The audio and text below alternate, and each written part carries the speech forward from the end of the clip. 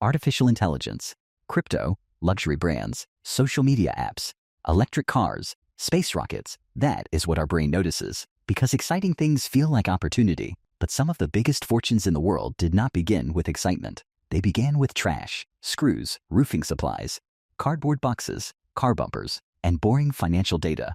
That sounds strange, but it may be one of the most important money lessons in business, because rich people do not always chase what looks exciting. They often chase what people cannot stop using. A boring business is easy to ignore. Nobody dreams about garbage collection.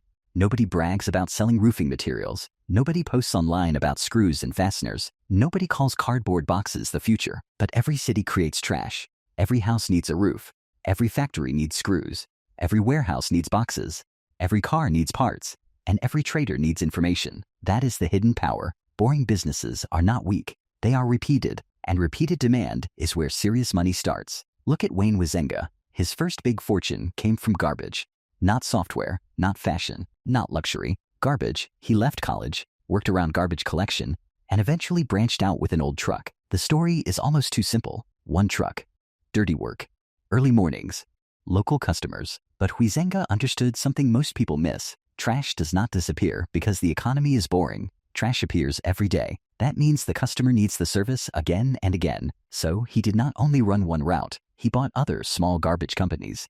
He consolidated a fragmented industry. Horatio Alger says he eventually co-founded Waste Management and acquired 100 companies in 9 months. That is not a glamorous startup story. That is boring demand turning into empire. Now look at Diane Hendricks. Her fortune came from roofing supplies. Roofing does not sound like a billionaire category. It sounds dusty, heavy, local, practical. But contractors need materials constantly. Shingles, siding, windows, gutters, tools, delivery, reliability. Diane and Ken Hendricks saw that roofers often had to deal with scattered suppliers. So they built ABC Supply around one simple idea: make the contractor's life easier. They reportedly took a $900,000 loan in 1982 and pledged everything they owned. Within 5 years, ABC Supply had 50 stores. By 1998, it hit $1 billion in annual sales. Forbes later listed ABC Supply with more than 900 branches and $20.2 billion in 2025 revenue. That is the boring formula again. Not hype. Distribution, trust, repeat customers. Then there is Reinhold Würth.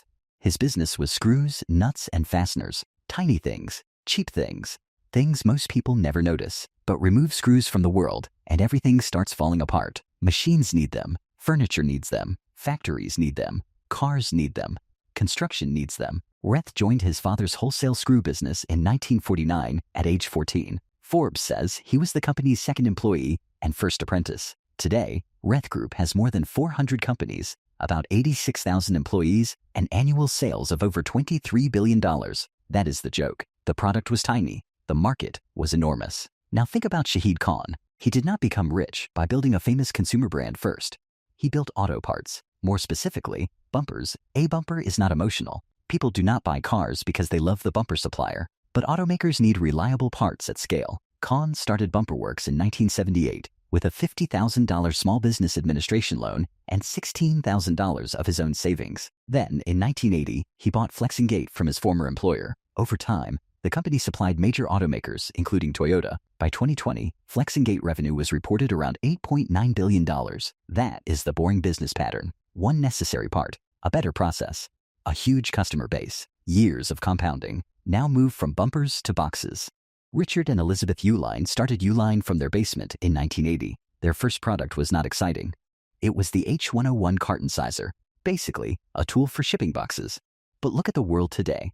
Every online order needs packaging. Every warehouse needs supplies.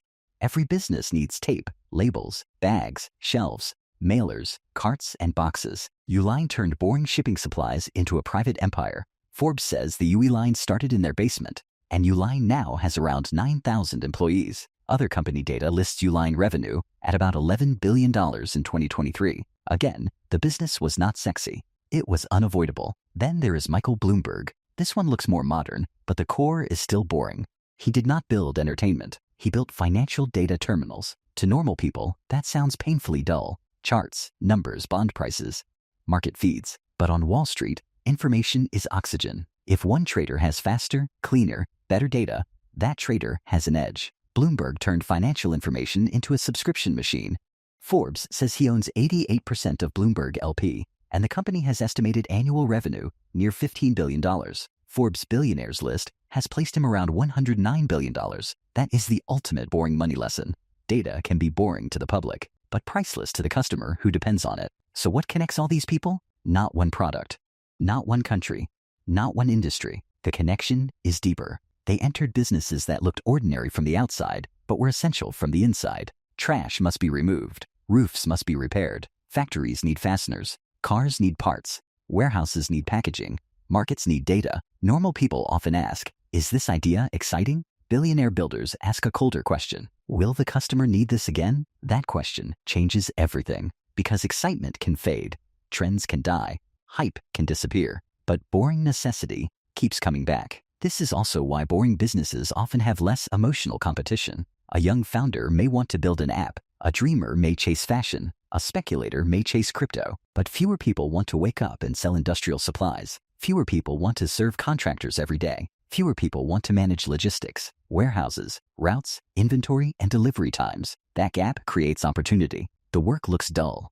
The cash flow can be beautiful. The secret is not that boring automatically makes you rich. Many boring businesses fail. The secret is finding a boring problem with repeated demand, then solving it better than everyone else. Better service, better delivery, better pricing, better trust, better operations, better scale. That is where boring becomes powerful. So the lesson is not, go start any boring business. The lesson is sharper. Look for problems people complain about, but still pay for. Look for industries that feel messy, local, fragmented, or ignored. Look for customers who need reliability more than excitement. Look for demand that repeats weekly, monthly, or yearly.